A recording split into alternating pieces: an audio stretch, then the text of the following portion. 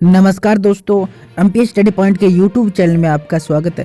दोस्तों, भारत और नेपाल इसके अलावा बॉर्डर से संबंधित एक बड़ी अपडेट निकल के आ रही है कि अब कोरोना वैक्सीन के लिए जो नेपाल है वो भारत पर निर्भर हो गया है और भारत से वो कोरोना की वैक्सीन लेना चाहता है। और जैसे ही कोरोना की वैक्सीन नेपाल को मिल जाती है तो उसके बाद भारत और नेपाल की बंद पड़ी बॉर्डर को खोलने के विषय में फैसला लिया जाएगा। तो चलिए देखते हैं क्या है पूरी खबर और कब खोली जाएगी भारत और नेपाल की बॉर्डर। पूरी खबर मैं आपको बताऊंगा, तो वीडियो के अंत तक बने रहें। साथ ही अगर आप इस चैनल पर नए हैं तो चैनल को सब्सक्राइब करके बेल नोटिफिकेशन ऑन करें ताकि आने वाली प्रत्येक बड़ी अपडेट आप तक पहुंच के सबसे पहले।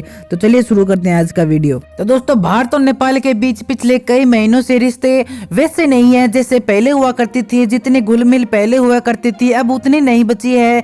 जब से नेपाल की संसद ने उस विवादित मैप को मंजूरी दी है उसके बाद दोनों देशों के रिश्तों थोड़ी खटास देखने को मिली है। रिश्ते कुछ खराब हुए हैं, लेकिन फिर दोनों देशों के द्वारा की गई कोशिशों की बदौलत आज दोनों देशों के जो रिश्ते हैं वो फिर से धीरे धीरे करके पटरी पर लौटने लगे हैं। और इसके अलावा नेपाल में अब कोरोना का खतरा भी बढ़ता जा रहा है और इसी के चलते अब नेपाल भारत से कोरोना की वैक्सीन लेना चाहता है। वो भारत पर ही पूरी तरह निर्भर हो गया है और भारत से उसने पूरी आस लगा रखी है कि कोरोना वैक्सीन हम भारत से ही लेंगे। और इसी के चलते जो नेपाल के विदेश मंत्री है प्रदीप कुमार ग्यावली, वो जल्द ही भारत का दौरा करेंगे और इस दौरे के दौरान वो भारत से वैक्सीन लेने की डील है उस पर सहमति बनाने की पूरी संभावना दिख रही है। और सूत्रों से मिली जानकारी के अनुसार नेपाल के जो विदेश मंत्री हैं प्रदीप कुमार ग्यावली, वो 14 जनवरी को दिल्ली आएंगे और वो दिल्ली में होने वाली इंडिया और नेपाल की जॉइंट कमीशन मीटिंग में भारतीय विदेश मंत्री है जो जयशंकर,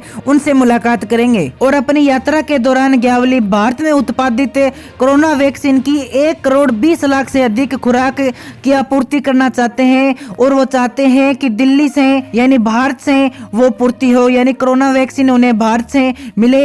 हालांकि नेपाल के पास चीन से भी ऑफर आया था कि हम आपको वैक्सीन दे देंगे, लेकिन नेपाल ने मना कर दिया। और नेपाल ने भारत के अधिकारियों से बातचीत करने के बाद नेपाल अधिकारियों ने बताया कि केपी ओली की सरकार नई दिल्ली से ही वैक्सीन की सप्लाई चाहती है। और इसके अलावा भारत में जो नेपाल के राजदूत हैं निलंबर आचार्य, वो पहले से ही भारतीय वैक्सीन के लिए भारत के अधिकारियों से बातचीत कर चुके हैं, उनके साथ बैठक कर चुके हैं कि हमें भारत में निर्मित कोरोना वैक्सीन चाहिए। और माना जा रहा है कि भारत आने के बाद नेपाल के विदेश मंत्री प्रदीप कुमार ग्यावली और भारत के विदेश मंत्री एस जयशंकर के बीच दोनों देशों के बीच चल रहे सीमा विवाद को लेकर भी चर्चा होगी।